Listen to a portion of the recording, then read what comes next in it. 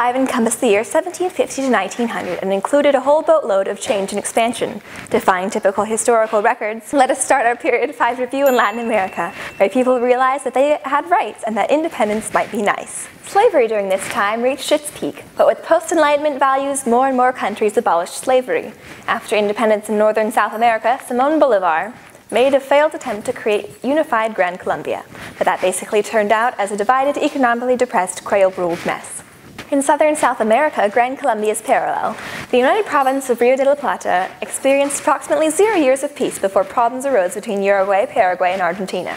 After Napoleon's defeat, we'll get to that later, the Portuguese royal family was able to safely return to Portugal from Brazil. However, the son of the King of Portugal, Pedro II, decided to stay behind and eventually won independence for Brazil. Also, the Mexican-American War resulted in the Mexicans losing a bunch of land, and therefore internal political turmoil ensued.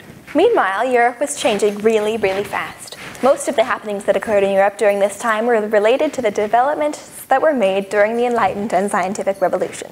Because the world was on the end of Europe's string, most of the world was affected by this as well. France had a nice little revolution. Marie Antoinette, Louis XVI, Jacobins, guillotines, Napoleon dominates Europe but gets stopped, the rise of Ottoman Bismarck. The Haitian Revolution and Toussaint Louverture were closely related and depended upon the turmoil of France. Even America, feeling the pressures of the British, had their American Revolution and set up an enlightened government. Then the Civil War happened. Despite all of these fantastic independence movements and such progressions, European and Western control remained strong. China was feeling pressured and hence occurred the Opium Wars and the Boxer Rebellion.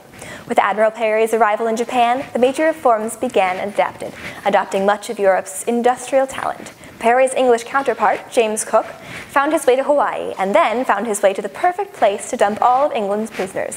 Yay for Australia! The Ottoman reforms were taking place at the back seat. As Europe was controlling vast oceans, Ottomans only controlled the Mediterranean Sea. Even Egypt was heavily bound by France and Britain and their involvement with the Suez Canal. Africa was divided among the great powers, Cecil Rhodes, Berlin Conference. Even the independent Latin America was so dependent on Europe that in 1850 they reached an economic standstill because of lack of demand from Europe. Don't worry though, 1880 brought the standstill to a halt. How, you wonder, did the Europeans accomplish all of this? Through the Industrial Revolution, with which came the steam engine and the telegraph, which opened up communication throughout the world and allowed Europe to reach its height during the age of imperialism.